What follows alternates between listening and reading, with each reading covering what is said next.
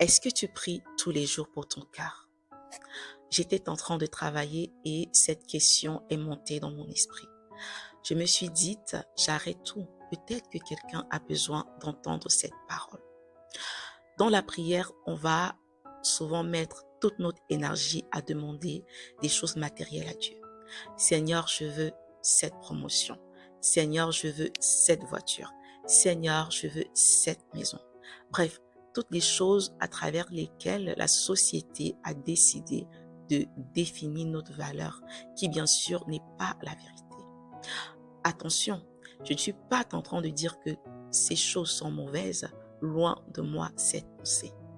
Mais souvent, on va faire face à des défis plus importants, à des tourments antérieurs comme des mauvaises émotions et des mauvais sentiments qui nous volent notre joie et surtout fait peser sur nous un joug de culpabilité. Ces émotions peuvent être le non-pardon, la jalousie, la comparaison avec les autres et toute forme de rivalité. La liste est longue. Mais lorsqu'on s'approche de Dieu, on fait semblant. On décide de faire silence sur ces tourments antérieurs qui nous rongent et nous détruisent à petit feu. On a honte de dire à Dieu, Père, je ressens de l'envie pour cette personne. Père, je n'arrive pas à pardonner à cette personne le mal qu'elle m'a fait. Père, je me compare avec cette personne et je sens que cette comparaison ne me fait pas du bien. Pourtant, Dieu n'est pas un homme. Il n'est pas ce Dieu qui va exposer tes failles et tes problèmes aux yeux du monde. Il est le Dieu de la relation. Il est le Dieu qui veut entrer en intimité avec toi. Il est le Dieu qui est prêt à tout entendre parce qu'il a la capacité de te restaurer et faire de toi la meilleure version de toi-même. Et tant qu'on est sur cette terre, personne n'est épargné par ce genre de sentiments. Ces pensées, ces émotions vont toujours nous traverser.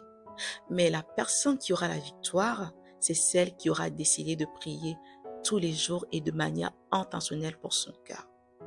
On va accorder plus d'importance à la santé de notre compte bancaire plutôt qu'à la santé de notre cœur. Pourtant, au final, la vraie richesse n'est-elle pas la richesse du cœur? Je vais t'inviter aujourd'hui à prier pour ton cœur tous les jours. Ce sont des prières que tu peux faire de manière très simple. Seigneur, donne-moi un bon cœur.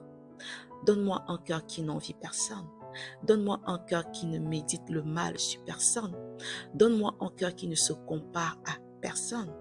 Et je peux te dire que Dieu honore et agrée de telles prières. Et je vais même aller plus loin en te disant que de telles prières attirent la bénédiction et la faveur de Dieu dans ta vie. À partir d'aujourd'hui, cultive cette habitude de prier pour ton cœur. J'espère que cette pensée t'aura béni. Et si tu n'es pas abonné à cette chaîne, je t'en prie, abonne-toi, like, commente et partage. Ça me fera beaucoup plaisir de te voir rejoindre cette communauté. Alors, sois